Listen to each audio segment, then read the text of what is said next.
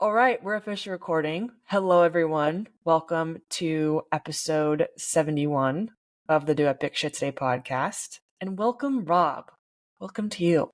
Thank you very much. 71. That's a pretty good crack. It is. It is. It's definitely the 50s were weird. I'm like, okay, I'm halfway to 100. And then when you get in the 70s, it's like, oh shit. Like we're climbing. Yeah, we're doing this thing. We're getting up there. We're hitting some things. So I first wanted to just call out. I don't think I need to explain why I wanted to have you on the podcast, but for those who do not know who you are, what you're doing, and I'm going to try to just give one of the goals that caught my eye, because I've been following you since I saw you were making your own, like, gels and goo, or not goos, but like gels. I was like, dude, this guy's taking it another step further. It's usually like that's the one thing you don't have to pre-pack or make, and you're Doing it fucking doing it. Doing it anyway. Like, all right, swell on you, man. He didn't have to go that hard, but he did. They work pretty damn good. So I'll give you that too. And I want to talk more with you about that. But the biggest goal that I wanted to chat with you, well, one of them was that you set out for a goal this year in 2024 to finish all 6 Abbott the major marathons, now 7, under 3 hours. So sub 3 hour marathons. Yep. So I broke this podcast down into a couple sections. The big one that I want to talk with you about is thinking big. Because you, my friend, said, from what I've gathered, you basically set a goal and you're like, okay, yeah, fuck that. We're going to elevate it. So I'm just curious where, not like competing or finishing all the majors, what made you take it a step farther and then they need to be under sub 3 hours? Yeah, so last year, in 2023, I ran all 6 of the Abbott World Marathon Majors. Mm-hmm. And that year was for a very different purpose and was motivated by different things. And in 2024, or when I came out of 2023, I was thinking about what will 2024 look like. And it's really interesting when you do something like run all the majors, the feedback that comes towards you is like, what are you going to do? It has to be bigger. It has to be better. It has to be grander. Do, all, 50 do a marathon in every state, or like do the, run on every continent. But what motivates me more than like a physical achievement that's kind of bananas is like how I can have an impact on the running community. And what I learned in 2023 was there's no better place to have an impact or be involved in the running community than at the Abbott World Marathon Majors. They're the biggest races on the planet. They motivated the heck out of me. They're a place where I find a ton of inspiration. They're events that change people's lives. And I realized I didn't actually need to look any further than those races themselves.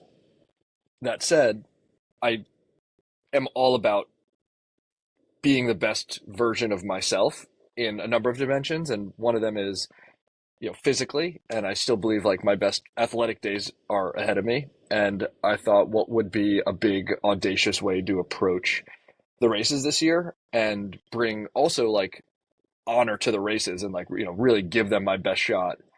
And I thought, hey, let's try to do them all under 3 hours. Yeah. I mean, holy shit. And I also want to take a step back. Like that is, last year you did all of them. This year you now have you went after the sub 3 goal. From a logistic standpoint alone, how difficult was it to set out on that type of a situation? Because they're not easy to get into. They're all over the fucking world. Like they're not like in your neighborhood. Yeah. So fortunately I've now run 18 majors. So I had done, even before last year, I had done several of them and several of them multiple times. So I knew the ways to get in. I knew the best way to approach getting into each one. Also very fortunate living in New York. We've got the 9+1 program, so that made it more accessible to get into New York. And then by virtue of running so much, getting fast enough to qualify for Boston and Chicago made half the journey quite a bit more accessible. The hard part, of course, to your point, is you got to travel. You got to navigate work responsibilities. You got to make hard decisions about what you can and can't do in your social and personal life. And so like there's a lot of commitment around that. And then the hardest part for me, or the part that I had to be most attuned to once, after getting into the races was how do I prepare and then execute a sub 3 race? My personal best is 2:56, which I'm very proud of running 2:56, but that's 1 or 2% margin of error that I've got to play with in any race. Like I really have to send it with everything I have to get under 3 hours. Never mind do it consecutively with varying levels of time between, because effectively you've got two seasons, a spring season and a fall season. Yeah. And to boot, I decided to throw Sydney Marathon in there, which is now the seventh marathon. So I did 7 marathons this year. Um, so that was actually where it got really interesting. How do I train for even like day by day? I'd be looking at, okay, well, what's the weather looking like in Berlin this weekend? How is that going to influence how I train, like the rigor that I train? Because I know I need to try to maintain a peak of fitness, not just through Chicago, but New York. And so many factors played into it. What the travel was going to be like, what the weather was looking like, how I was feeling, how I was recovering from the races. So it was literally every day kind of turning the dials. Yeah. I think that's important to call out too, because you've shared this journey on your social media platform. And I think people can see the peak of success, you going after each race, but they don't hear about like you every day looking at the weather for your next race, or, how much time was there between Chicago and New York? How do you recover from that? Like there's so much more logistics to setting a goal than I think folks can realize, because I don't know. I don't, has this ever been done? Like 7 Abbott's. If I accomplished, so I ended up getting through 5. I got through the first 5 successfully, and then Chicago, I came up short, and New York as well. Um, had I done all 7, I might have been the only person to do it this year. I I think there was 38 people who completed the 6 Abbott World Marathon Majors all this year. So I was one of 38 to just do that. A Yeah. smaller subset did did Sydney as well. I don't know of anyone who did all 6 of them under 3 hours, but I only know a big handful of those who did it. So it is possible if somebody did 6. I doubt anybody did all 7 and did all 7 sub 3. So I might, if I achieved it, I might have been the first person to do it. But I'll be the first one to say it. I mean, I think it's a bit of a vanity stat to have done that. Like, I'm very blessed to have access and the ability to go to these events. I'm not the fittest person in the world. Of course, it's a big accomplishment, but yeah, I'm very blessed to like just be in the position to be able to travel around and and do this type of thing. Yeah, for sure. I just was curious because you mentioned that you hit 5 out of the 7. And I've never run an Abbott major before. I've never experienced the energy. I've obviously I've had friends who run, I've run other marathons, but to hit 5 of the 7, from your perspective, do you still see that as a win? Because as someone who's like watched you this past year, like I hope that you do, because that's fucking awesome. For sure, for sure. Before 2024, I had never done more than one sub 3 marathon in a year because it took me a full training cycle, peak, execute a good race to do it. So Right. to go from, I had done 4 in my life before this year, and then this year alone I did 5. So Hmm. yeah, huge. And it was fun to do it and fun to chase and fun to learn about like new aspects of training. And typically it's like you build up to this one event and then that's it. And then you do what I'm doing now, which is take 2 weeks off and recover and physically and mentally. And I had to learn a lot of things about how to treat my body differently to try to get to basically, I mean, I objectively had to be in the best shape of my life to be able to sustain a peak and do what I did this year. I didn't end up setting a lifetime PR. I missed it twice by just seconds, but that wasn't the goal. Um, so I had to be in the best shape of my life, but also train very differently and actually do a lot of the things we say we're going to do that always neglect the, the deeper recovery, the strength training to build a durable, resilient body. Like those are the details that really made the difference in like my resiliency to like just be able to do all 7 this year. Last year when I did 6 and I had raced some, I ran my lifetime best 2:56. I ran in the 3 hour range. I ran a couple marathons that started with a 4, and I even ran one that started with a 5 in terms of like hours to complete. So to approach it this way this year was very, very different and took like a very deliberate and different requirements to training. Yeah. So talk to me about the mindset here, because you talked about like, earlier wanting to be like go bigger, dream like set a bigger goal. Where do you think that came from? Because what you're saying now about, only running one sub 3 hour marathon last year to then wanting to hit 6 this year, where did that come from? Or where does that come from, that desire to push yourself to not just the next level, but then some? Yeah, well, part of it stems from how 2023 played out. So 2023, I ran all 6 Abbott World Marathon Majors because I was wanting to wrap up a journey along with my sister to get our 6-star medal in honor of our dad. He Yeah. loved watching us race. We wanted to remember him. He passed away from cancer, and that was a journey we were on together to remember him. Now, as part of that journey, I ended up basically signed up for 5 of the 6, and then realized like, hey, well, actually, if I do all 6, that'd be really cool.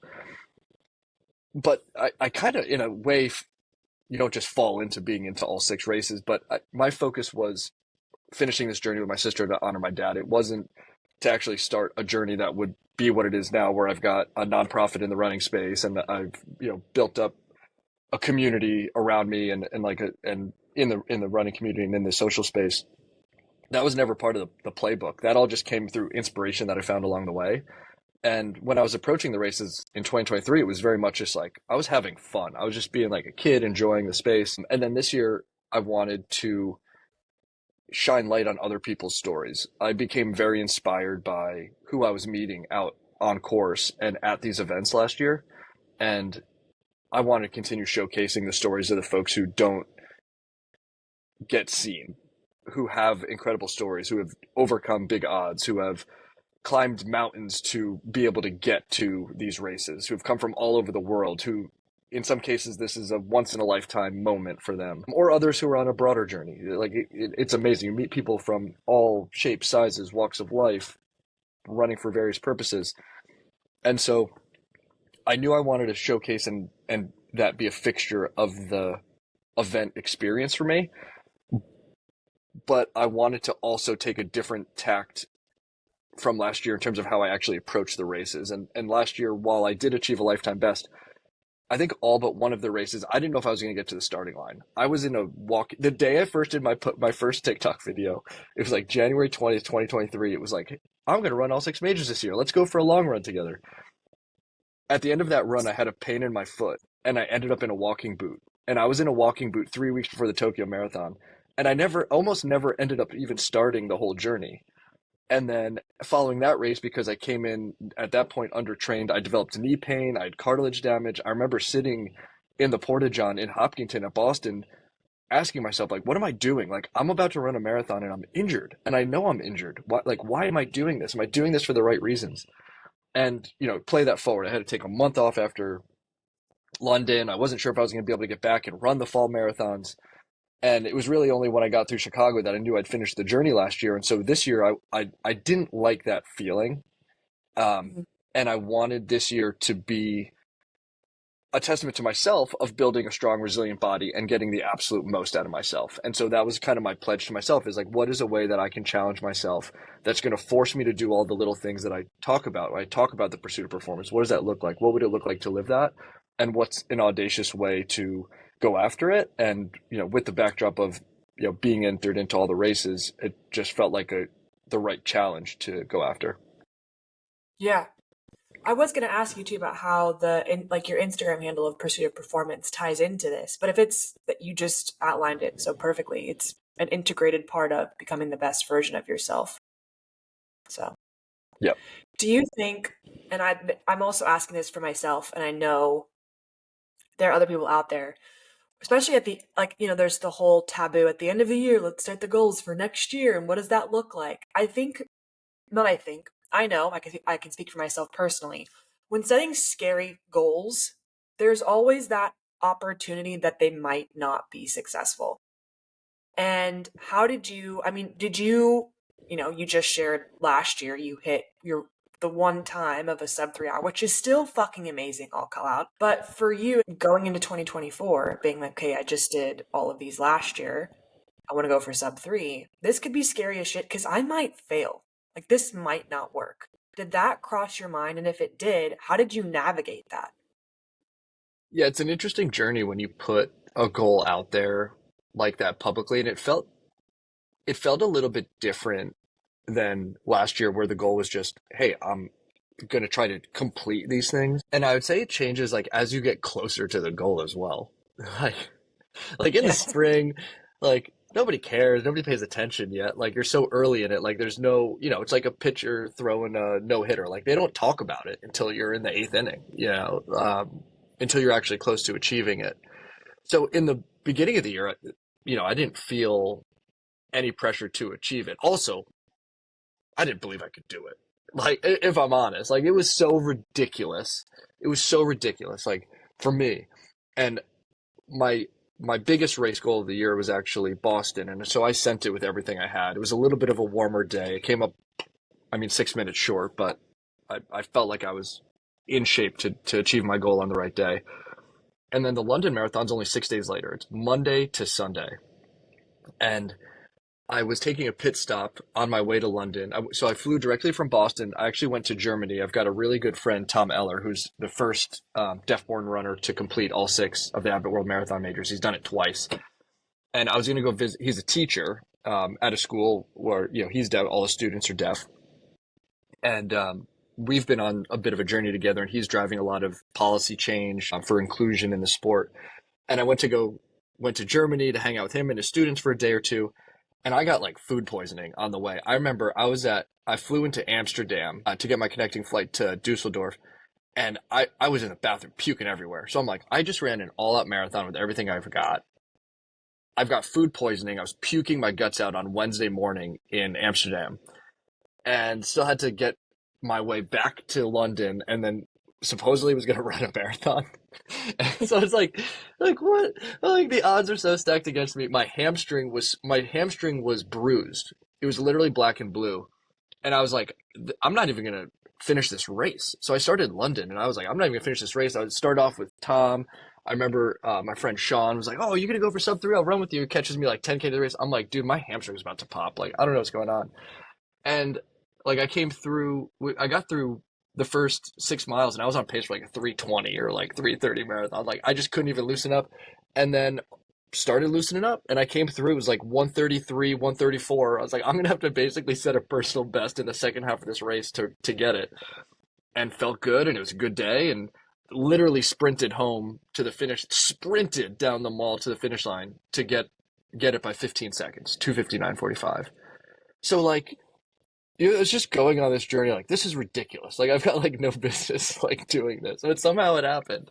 And then yeah, you got through uh, into Sydney, and then through Berlin successfully, and I was like, wow, I might actually pull this thing off. Um, and it was interesting because then it was all like fun and games, and then I was like, oh wait, like I'm invested. Like I really care about this now. I'm getting close. And so like bits of that did feel like pressure, like because I welcomed and I created pressure on myself in a sense.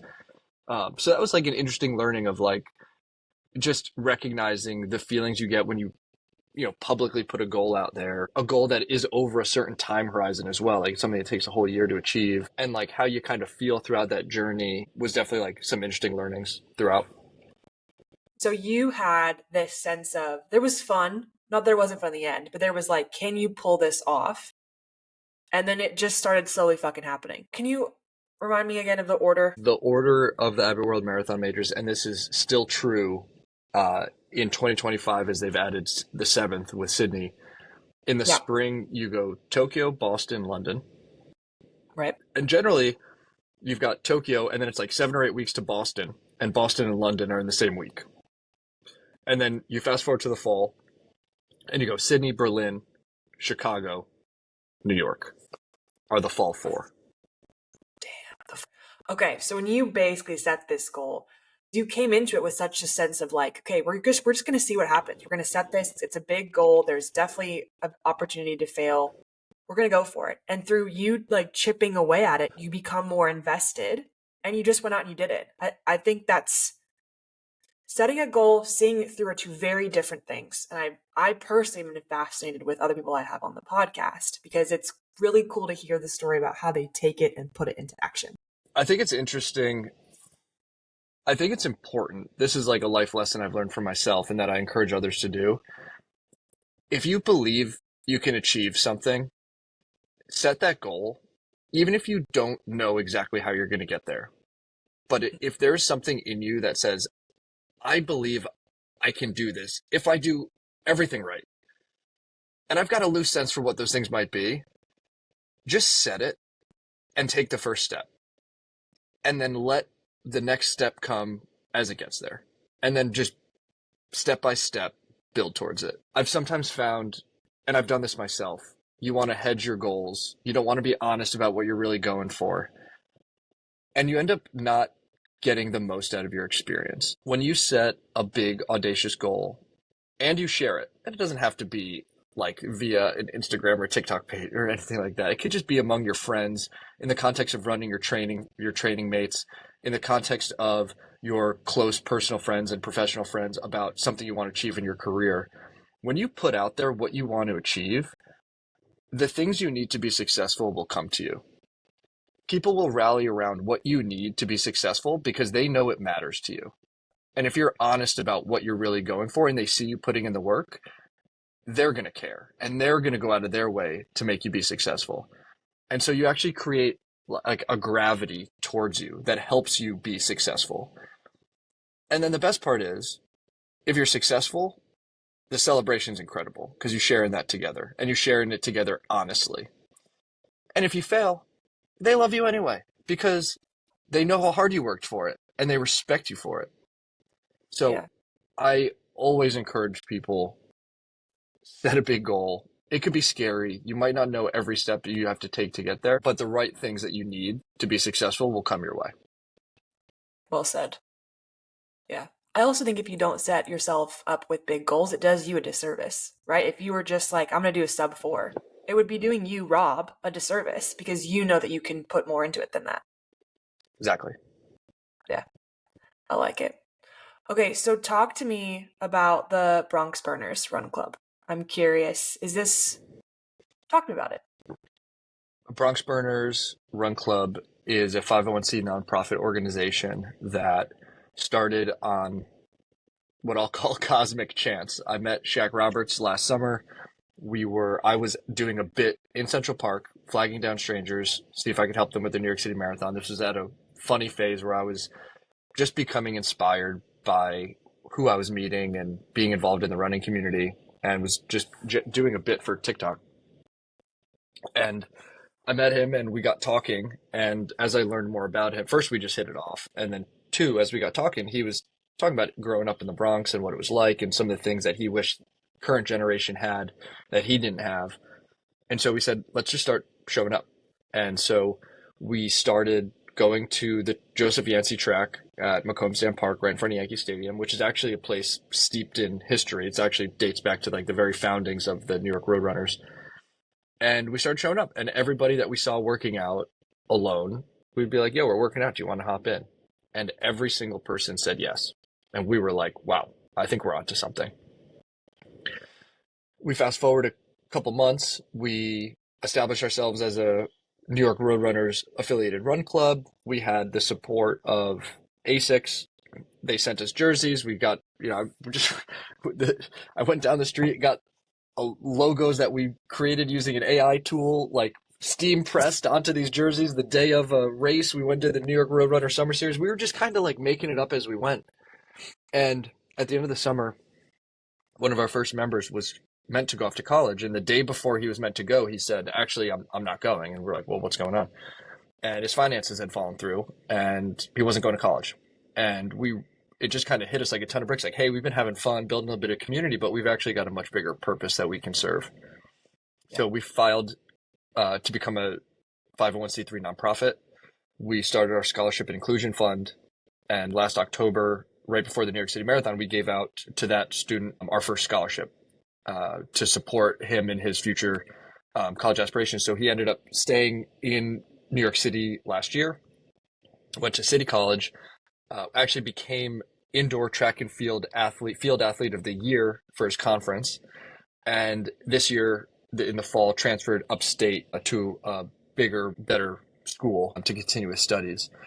And over the last year, and this is kind of like part and parcel with like setting the big, fitness goals. We're like, all right, we raised 3,000 in our first year. We want to raise 20. And they were like, no, no, no. Let's raise 50. They're like, no, no, no. Let's raise $100,000 and let's get it done by the marathon. Like that's an audacious goal. And we put it out there and we chased it and we rallied around it. And, fast forward to the 1 year anniversary of giving out our first scholarship, the week of the New York City Marathon, we announced that we raised $105,000 and gave out another $30,000 in scholarships on top of the 30 that we gave out earlier this year. So we've given out in a year $60,000 in scholarships under the 100,000+ that we've raised, and that's really just the foundation. This year was about stating our intention and demonstrating that that's what we're going to do. Like we said we were going to do something, we did it. Now let's build an organization. Yeah. Shit. And all of that stemmed from you reaching out to talking to a guy on the street and you guys cultivating and working together and you're able to impact so many people in a positive light. Yeah. That's where random stranger. It's crazy. It's so crazy, but I think that's so cool to hear stuff like that because you just have to start from somewhere. It takes a conversation. That conversation becomes, let's go to the track. Let's invite people to this track run. Like it starts somewhere, but look what it can come into. And then you come back to the fact of like you setting a lofty goal and how by you setting this goal, following through, you're able to help other people. Yeah, totally. And so like we've got a lot of room to expand. We believe like very firmly in community and opportunity are kind of our two pillars. Through community, we want to create exposure opportunities and accessibility to the sport. And then on the opportunity side, that's where we want to remove big barriers, like making sure that folks have a smooth transition to college, because it's just such a critical moment in someone's life trajectory. And if we can enhance that trajectory or at a minimum keep it from like not happening, we know that's going to have a very significant impact on folks' lives who can benefit from that. And so that's where we found we can add a lot of value to the community. I do want to add a link to the Bronx. Is it just, if I ask you for the link, can I add it to the podcast description? Of course. Yeah, it's very simple. BronxBurnersRC.org. Okay, that's good. That's simple. Well, thank you for sharing that bit. I wanted to talk to you more about the racing aspect. So we talked about mindset, thinking big. I want to talk to you, Rob, about the actual race mechanics. So out of the now 7, what is your favorite of the 7 Abbott Majors? New York City. That's fair. That's very fair. New York City is the best marathon on the planet. I don't say that because I'm a biased New Yorker. I didn't want it to be New York because I know folks go, oh, he's from New York, he's going to say that. But truly, the energy of New York City is unmatched. There's just nothing that compares to the energy and the experience created in New York. Yeah, I could see that. When I lived there, I lived somewhat near Central Park, and so I remember seeing the ending, and just you see all the emotions, you see all walks of life, you see everything. So in that little small snippet, it was, yeah, it's on my bucket list for sure. Because you're not the first person that's told me out of all 7, that's the best one. No doubt. But, yeah. What are your thoughts on Sydney being added in? Are you like, finally? Are you just like, oh, okay, another continent, throw it in? Oh, it's great. It's called the Abbott World Marathon Majors. It's meant to be a representation of the world.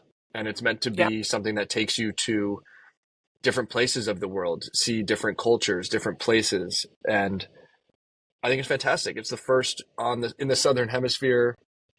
You could argue there's one in that region of the world in Tokyo, but that's That's a longer flight than it would take me to get to any of the others, barring Tokyo. Like it is, it is definitely a great opportunity to create more representation of the planet that we live on. So I think it's a fantastic addition, and I'm excited to see what comes next as well. I mean, they've stated their intentions that they want this series to continue to build. So excited for it, and wouldn't be surprised to see if they're successful in adding more in the future.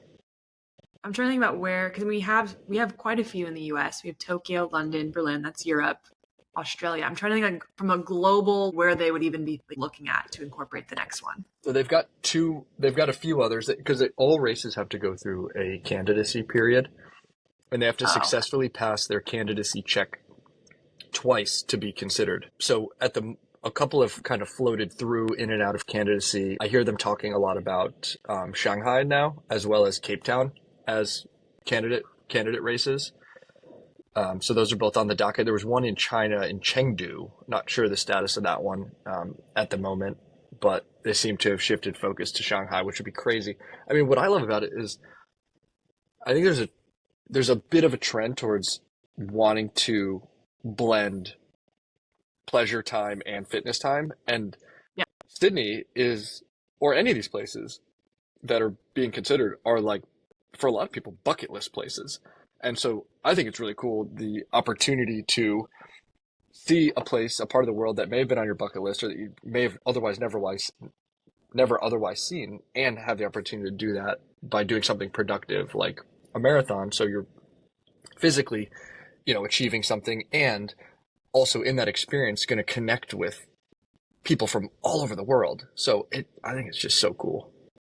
Yeah, that is very true. I think there is also like two birds, one stone. Major milestone of a location, and then also an Abbott major. Like you really can't go wrong. And personally, people that don't run are like, what the hell? No. But for The those that even do one. run, what do you mean? Like that's the best way to see a city. So I can cross off an Abbott and an Abbott major and see a new site. Hell yeah, Totally. for sure.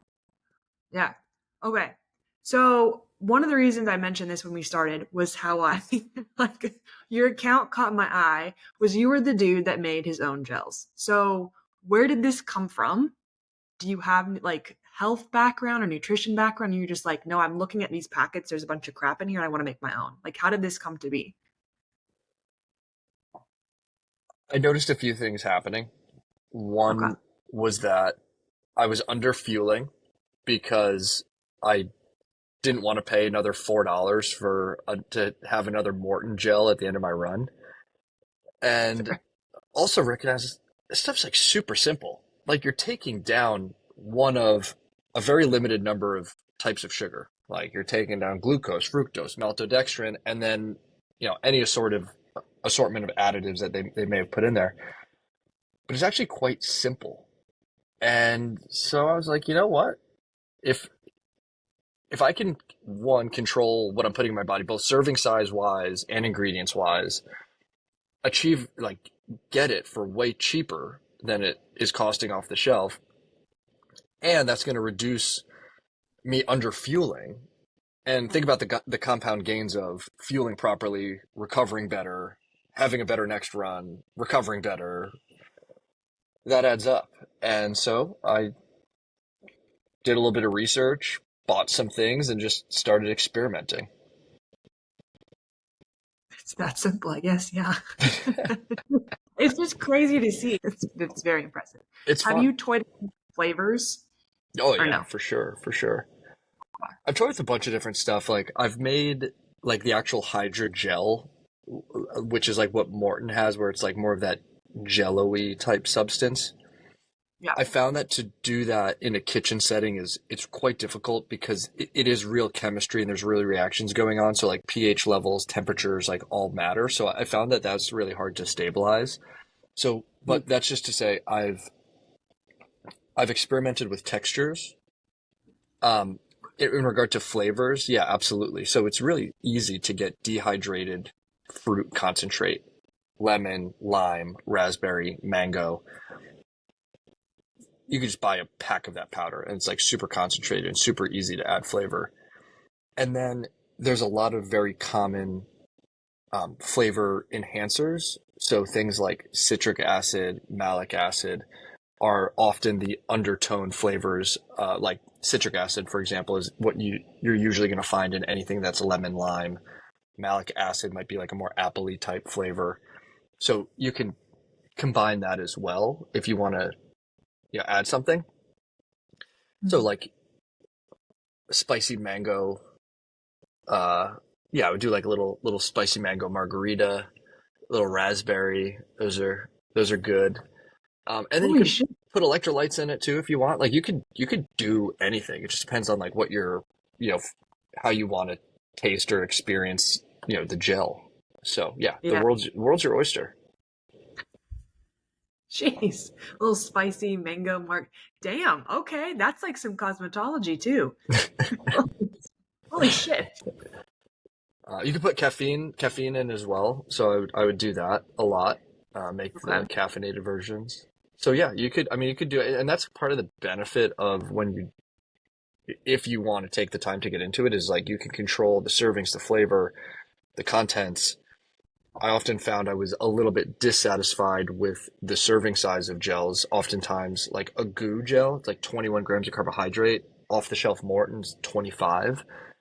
In a marathon, I'm doing 90 plus grams of carbohydrate an hour. So I wanted something with a little bit more in it. So I make mine with like 30 or 30 plus grams per gel, and I have them every 20 minutes. So, this is very niche. This is kind of like the advanced kind of marathoning thing for when folks are getting really dialed into that stuff. But it's fun, and I have appreciated being able to control those aspects in learning my preferences and like what leaves me feeling best. Yeah. So did you run all of the 7 majors this year with your own gels? I exclusively use my gels when I race. So all 6 marathons last year and all 7 this year, I used all my gels with limited exception. In Chicago, I took down a couple caffeinated Mortons because I was just in a pain cave and wanted caffeine. But 90+% of everything is just exclusively my own as the baseline. If I have to grab something on course in a pinch, like I've done it. But yeah, I've only run with my own stuff. And that's partly to demonstrate to like I already know I could do it. Like I could make something that's stable, and I think the best way to prove that it's stable and works is put it to the ultimate test. I achieved 5 sub 3 marathons, all like basically my personal best using it. It's more just to demonstrate to others like you can, if you're interested in doing this, you can do it, and look, it does work. Yeah, definitely works.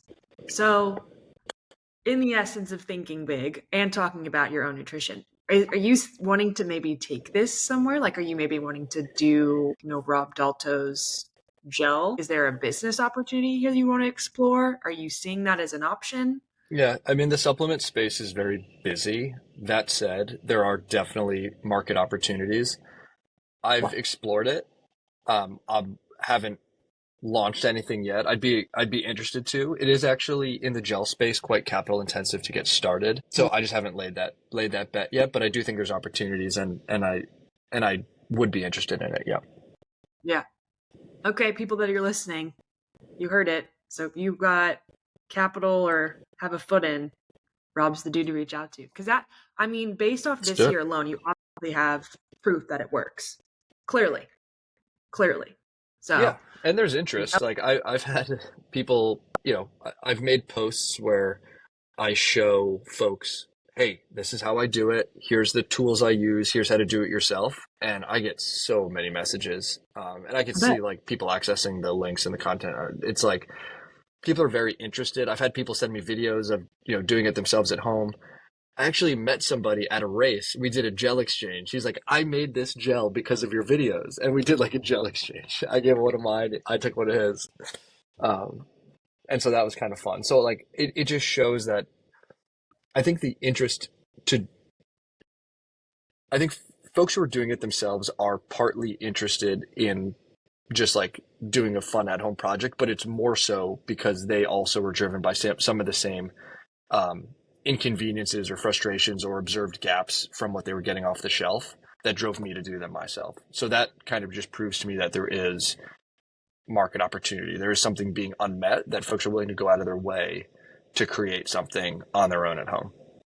Okay, so next question I have is, so you talked about the physical feats, you talked about thinking big, and then you touched upon this as well with the Bronx Burners. But I also noticed a theme throughout, your social media posts, things that you share online, is the connection and how important is the connection that you make with people around you. When you go to Germany, when you go to England, you're not just there to run a race with your head down. Like you're meeting people, you're reaching out, you're talking. What does that emphasis on connection come from? And have you always been that way? And yeah, talking about that. Yeah, it's just so inspiring, like to meet people from around the world who are doing incredible things. I remember last year, at the beginning of the year, when I went to Tokyo, I met now a very extremely close friend, Tyler Swartz, who is the founder of Endorphins, which has become one of the largest run clubs in the world. I went to a shakeout run, and I kind of arrived and like I kind of knew I was like running all six majors, and I was like, yeah, I'm doing something kind of cool. I had that in the back of my mind, and I just like started talking to people, and they're like, oh yeah, like oh I live in Nepal. I run in the Himalayas every day. Like I do 100-mile ultra marathons. Like it's no big deal. Or like somebody who just flew over from somewhere else in Asia to be there. People who were just achieving incredible feats or had overcome something like extraordinary to be there or had some huge purpose. And I was just like, oh my goodness, like every single person has a story. And as the year went on and I developed a little bit of a platform, I just wanted to like help amplify some of the stories that were not being seen or not being heard that like absolutely deserved it. And so like every time I go to a race, I would just dig and dig and dig and try to find people who I thought were doing something amazing. And I had learned just by doing it over time, like the format of just meeting them in a big city on the race weekend when there's eyeballs is a way to help amplify their story. And Mm-hmm. just be honestly, just like meeting these people inspires the heck out of me. And like I've had some crazy personal connections you just be built out of it, just like super like deep cutting, fulfilling experiences, like meeting some of these folks. And so it just like gives me juice to have the opportunity to meet people doing crazy things, learn about what inspires them, why they're pushing on. So like in any moment of, self-doubt or anything, just knowing what these other folks are doing and how hard they're fighting or what they've overcome or what they're chasing just inspires the heck out of me. Yeah. And I agree with you hundredfold. I think there's such a magic that happens when like, even if it's online, like the conversation we're having, like hearing you and your story, and then I'm able to tell someone else about that, or I'm able to pick up on someone else's story.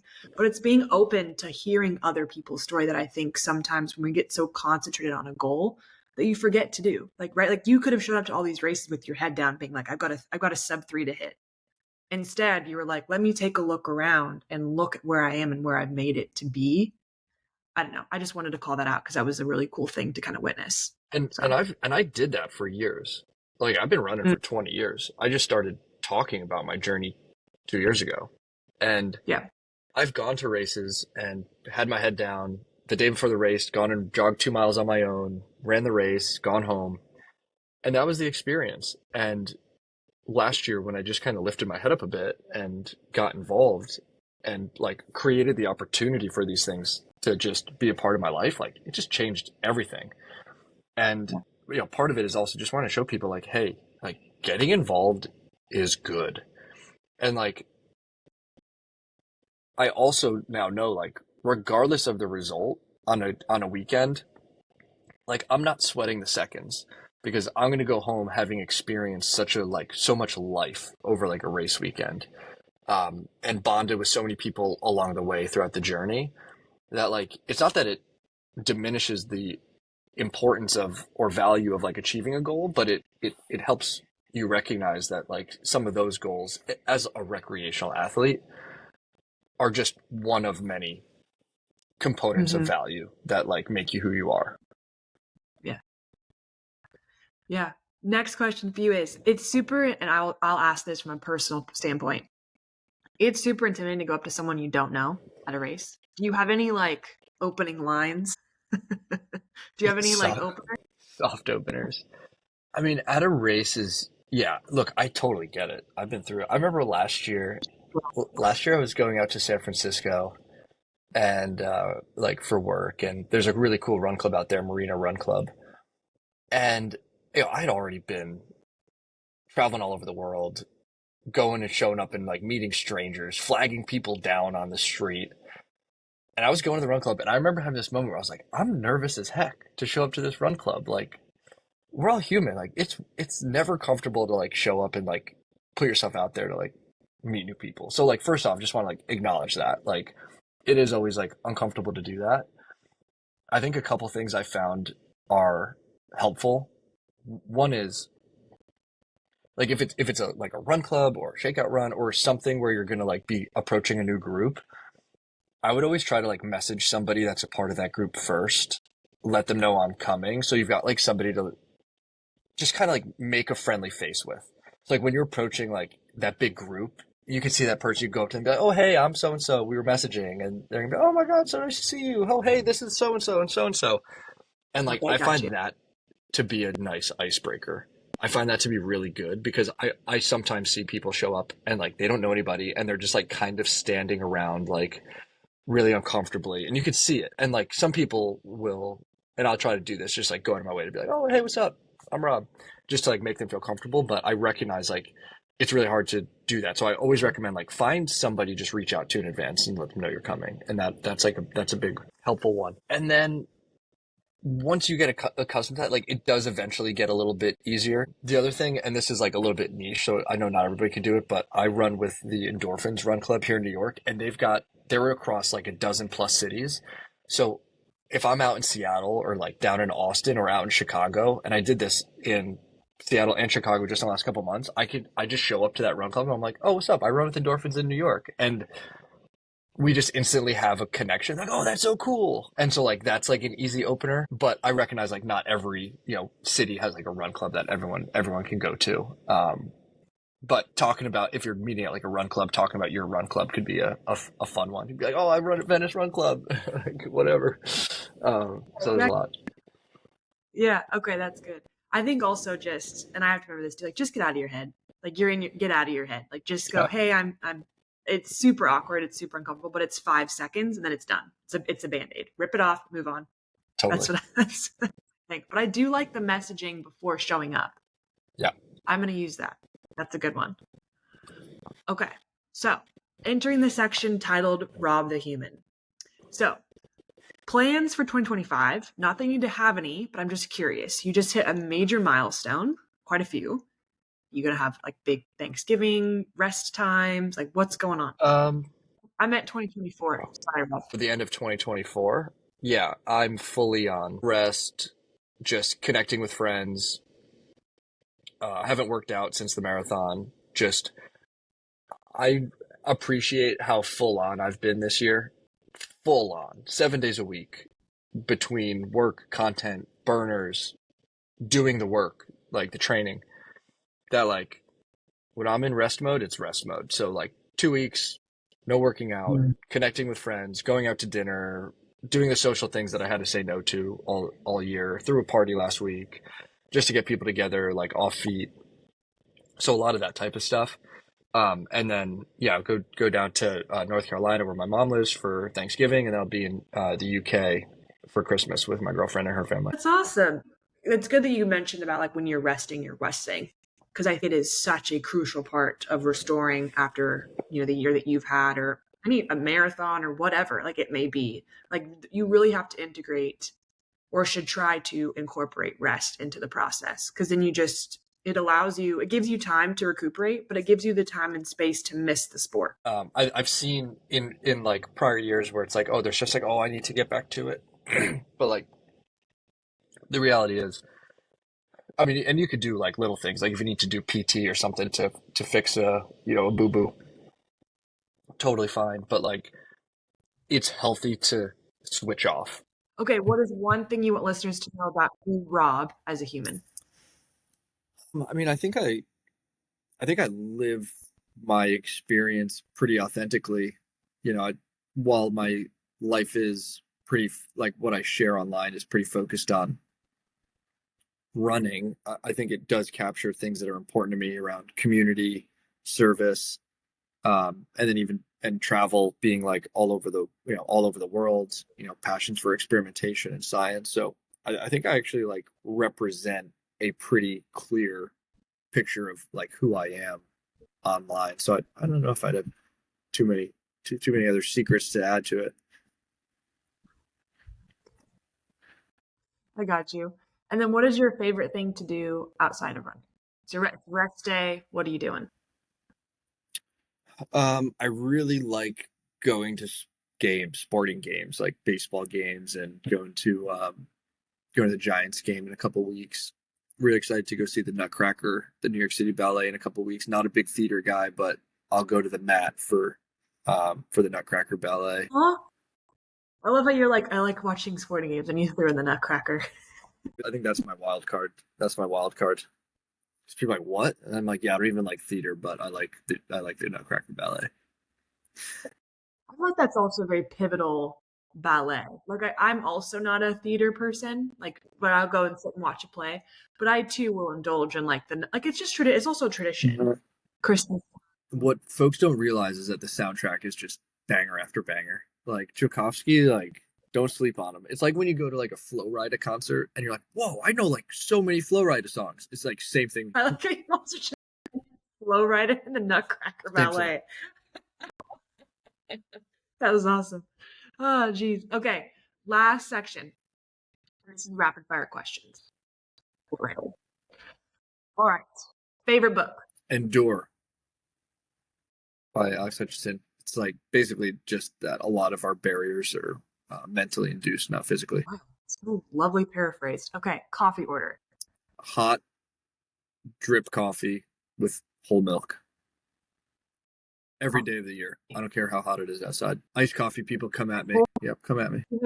Even the smithering humid New York, you want Even it if it's good. hotter than All the right. coffee outside. You want your insides to be boiling as well as the Yes. outsides. What is one of the favorite items that you own? Probably my NutriBullet. Okay, Love a good smoothie. that's fair. Love a good breakfast smoothie. Probably the item I bought that I've gotten the most value out of. Favorite place you've traveled to? Ooh. A place that always comes up for me is the Laplands. Like this is like up in the Arctic Circle of in like Norway. Just quite enjoyed it there. Shit. All right. It's different. Damn. I bet. I bet it's very different. Okay, last one. What are three things that you're grateful for? Oh gosh.